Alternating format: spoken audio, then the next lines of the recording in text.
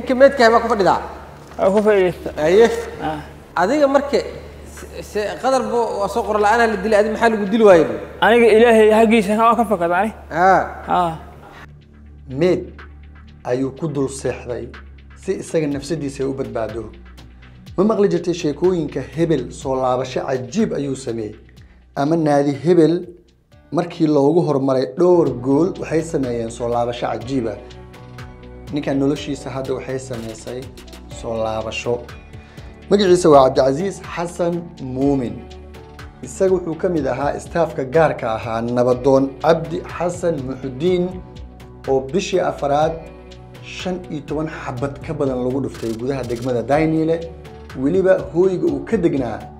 ayaa xubno ka badan 20 nin oo shabaab ah intay weerareen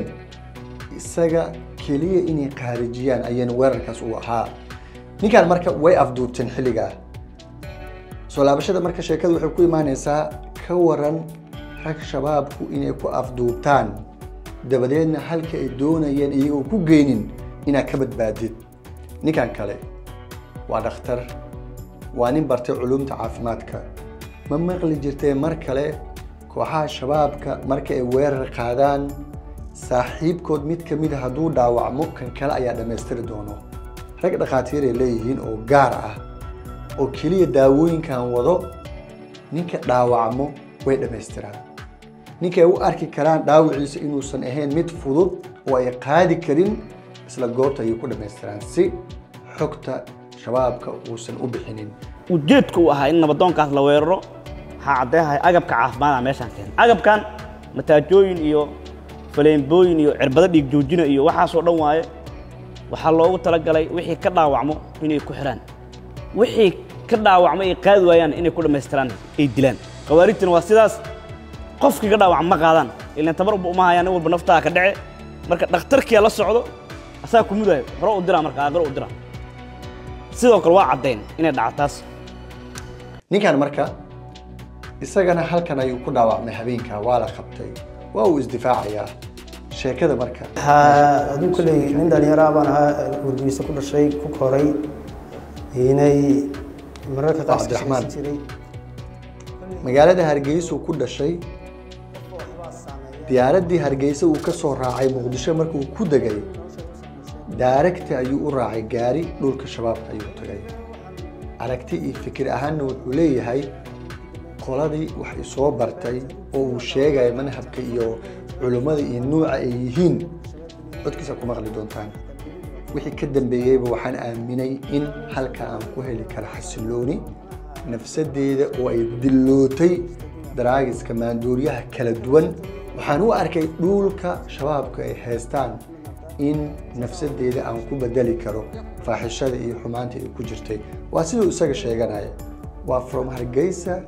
to shabaab ninkan kale niman culimaan noo dhigi jiray waa ninka sheekadiisa ku sheegay waa ninka dhakhtarka ahaa ee shabaabka u qaabilsanaa caafimaadka intaan gudaha u galin muuqaalkan marka gabi ahaantiisa baa idin sii fasixin waxay idinka codsanaa muuqaalka inaad la wadaagtaan saaxiibadiina kale oo aad tustaan shabaabku maalin kasta 2 iyo 3 kamid in sidaan loo horkeeni doono maxkamadda cadaaladda bismillahir rahmaanir rahiim aqyaarey waxaan maanta joogaa Mogadisho Specialist Hospital waxaan u imid inaan idinkugu bishaareeyo in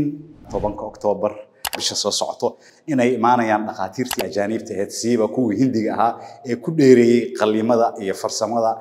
iyo hagaajinta jilbaha iyo sinaha Mogadisho Specialist Hospital waxa uu hore ugu guuleystay ilaa iyo 25 kiis oo aad ka heli kartaan magaalada Muqdisho ayagoo lagu hoodo ku socdo haddaba isdiiwaangelintu waa ay socotaa ka soo gaara insha Allah adiga markaa hore halkee ka timid deegaanka ka timid iyo meesha ku timid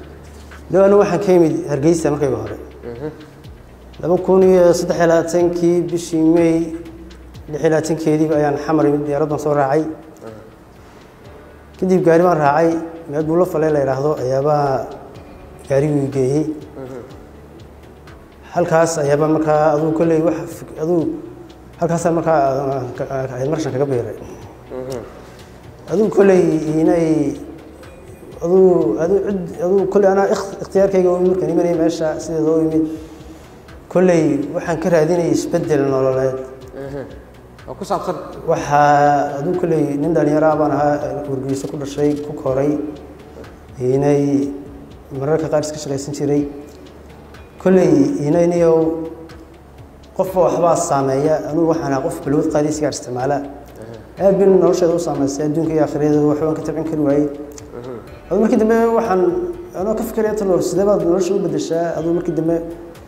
fiiriyoan baarij aduu video aan daawaday maqdac janafon uu leeyahay jamaal cusmaan la yidhahdaan daawaday inuu ka sheekeynayo dhulka shabaabka inuu yahay dhul nadiif oo qofkii xataa balwadu dhibaatay aan kuga dhasan karayo marka anoo isbeddel nolol doonaya baan meesha imid oo macnaha isla malaha nolosha beddel gami ahaanba aad ku guuldarsatay adduunka aakhiradaadaba kadib marka meesha tagay waxaa lagu yiri suurtagal maaha meeshan iskama noolaan karayo waa inaad macnaha ka mid noqotaa saasaan uga mid noqon markaa shabaab yaa ku baray diinta ka baratay diintan iyo mar macad baan ka dhiganayay muddo 2 sano markii dambena dowro dhiganayay dowladda niman culimo noo dhigi jiray culimo waaweyn intee ka dhigi jirtay way masaajid la masjid rashid baan ka dhigi jirnay culimo wax noo dhigi jirtay aduu culimaasta culimo shabaab ma aha culimo salafiya nimanka salafiyada loo yaqaano kuwaasaan noo dhigi jiray halkaasaan muddo sanadii dheeraad wax ku dhiganay kadib yaa kugu soo riday sheekadan ah nimanka inaa u tegi karta maxay say kugu soo dhacday inaa nimankaan shabaabka aad soo aado adoo halkaas wax ku baranayo diintaada baranayo nabadaada haysto niyow kolley firqooyin weeye diintu qof kastaaba si wuxuu fahmi karayaa inay anaga macallimiinta waxaa noo dhigi jirtay waxay macnaha waa salafiya jadiidiya ama ictisaam bilkitaab walsunna ama salafiya jihaadiya oo shabaab la yidhaahdo ama salafiya takfiiriya kolley waa firqooyin kastaaba isagaa istuyin firqa naajiya iyo macnaha firqada saxda yahay marka kolley inay cid walba khalad way yeelanaysaa shabaabna waxay la mid tahay mataqaanaa cid aan khada iyo khalad gelin ma jirto marka saasaa adigu aad igu soo kaliftayna markii dambe inaad okay markii aad timid oo bulfulay tagtay oo halkaas saas aad ku tagtay tababarka aad qaadanaysay dad kale oo isfahmaysaan oo iskama deegaanka iskala timideen oo meesha joogo oo kusoo dhaweeyay ama aad isbarateen oo la macaamisho ma jiraan meesha intan joogay niyo macnaha ciidan aan aqoon isku lahayn hore way jirin dad isku cusbeen u baahaayeen dadkaan isku cusbeenna dad waxay wahaayeen kolley macnaha dee shabaab marka laga tirsan yahay dadku magacyo waxay wataan afgarasho la yidhaahdo magacooda saxda ma la yaqaano qofna macnaha qofna reerkiisa qabiilkiisa kuma sheegayo macnaha dadka shaqo ma ka dhaxayn karayso markaa saas un baa ahayd markaa adu jilib waan joognay jilib waxaa joogo macnaha maktab ama xafiis ay dadka rooqoy waxaa ilmahooda adu tawaliyo maamula bacriminta IVF waxay lamaanaha u fududaynaysaa inay ubad helaan alla ayaa bixiye iyadoo la isticmaalaya qalab casri ah isdiiwaangelintu waxay ka socotaa xarunta Marwa Fertility Center Muqdisho Taleex wixii faahfaahin kala xiriir telefoonada shaashada kaaga muuqdo